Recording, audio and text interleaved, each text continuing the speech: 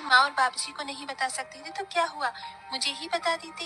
अब क्या करूं, सब कुछ इतनी जल्दबाजी में करना पड़ा कि मुझे तुम्हें बताने का समय ही नहीं मिला। चलो कोई बात नहीं, शादी मैंने ऐसे ही कर ली, लेकिन मैं रिसेप्शन पार्टी बहुत अच्छे से करूंगा। उसमें तुम अपने सारे अरमान निकाल लेना मेरी प्यारी बहना। हाँ हाँ, क्यों नहीं। आखिर मेरी भाभी आई है, एक लौते भाई की इकलौती भाभी। हिमांशी का व्यवहार देखकर और उसका पहनावा देखकर सलोनी अपने मन ही मन सोच रही थी, मेरी ननद तो बहुत खूबसूरत, सुंदर और गोरी है। काश कि मैं भी इतनी गोरी और सुंदर होती तो अच्छा होता, लेकिन मैं अपनी ननद की जैसी नहीं हूँ। मेरा रंग सांवला है। सलोनी अपने मन में ऐसा सोचकर अपना मुंह लटका लेती है। कुछ देर बाद हिमांशी सलोनी को अपने भाई के कमरे में लेकर आती है। भाभी जी, आपको अगर किसी भी चीज की जरूरत हो तो मुझे बता देना, मैं यहीं पर हूँ। आवाज लगा देना, मैं आ जाऊंगी और आपकी मदद करवा दूंगी।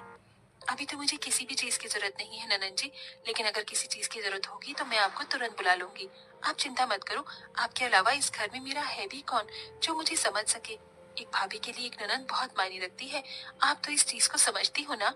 हाँ हाँ, क्यों नहीं मेरी प्यारी भाभी, बिल्कुल समझती हूँ। आप चिंता मत करो, मेरे रहते इस घर में आपको कभी किसी चीज की परेशानी होगी ही नहीं। ऐसा बोलने के बाद हिमांशी अपने भाई के कमरे से बाहर आ जाती है। थोड़ी ही देर बाद हिमांशी अपने कमरे में जाती है और एक नया सा सूट पहनकर अपनी भाभी के कमरे में आती है। अरे भाभी, अभी तक आप तैयार नहीं हुई हो। रुको, मैं आपको तैयार कर देती हूँ।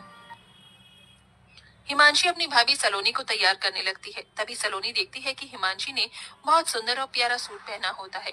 वो शीशे में अपनी ननद को देखते हुए कहती है, क्या बात है ननद जी, तुम्हारा ये सूट कितना प्यारा लग रहा है। तुम्हारे गोरे रंग पर खिल रहा है।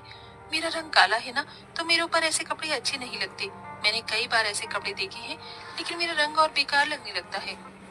अरे भाभी, कैसी बात कर रही हो आप। ये तो बहुत प्यारा कलर है और ये कलर भी मीडियम है। इसे गाजरी कलर बोलते हैं।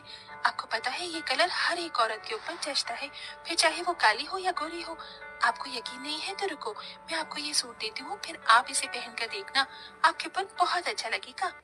हिमांशी अपने कमरे में जाती है और दूसरा सूट पहनकर जो उसने पहना होता है उसे उतार के अपनी भाभी के पास ले आती है। भाभी, ये लो सूट।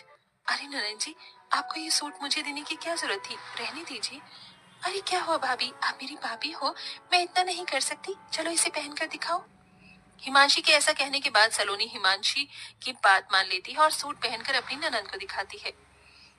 देखो ननन जी, कैसा लग रहा है। पहले तो मुझे लग रहा था कि मेरे रंग के ऊपर ये अच्छा नहीं लगेगा, लेकिन मेरे सांवले रंग के ऊपर ये मुझे बहुत अच्छा लग रहा है। हाँ हाँ, क्यों नहीं भाभी, आपके ऊपर ये रंग बहुत अच्छा लग रहा है। कलर कुछ नहीं होता भाभी, पहनने का तरीका होना चाहिए। आपके ऊपर ये सच में बहुत अच्छा लग रहा है। आज से आप इसे अपने पास ही रख लो। हिमांशी ऐसा कहकर अपनी भाभी को तैयार करने के बाद मुंह दिखाई के लिए लेकर आती है, जहाँ सब बहुत अच्छे से उसकी मुंह दिखाई की रस्म करते हैं और सभी उसे शगुन देते हैं। साथ में हिमांशी भी एक प्यारा सा तोहफा अपनी भाभी को देती है।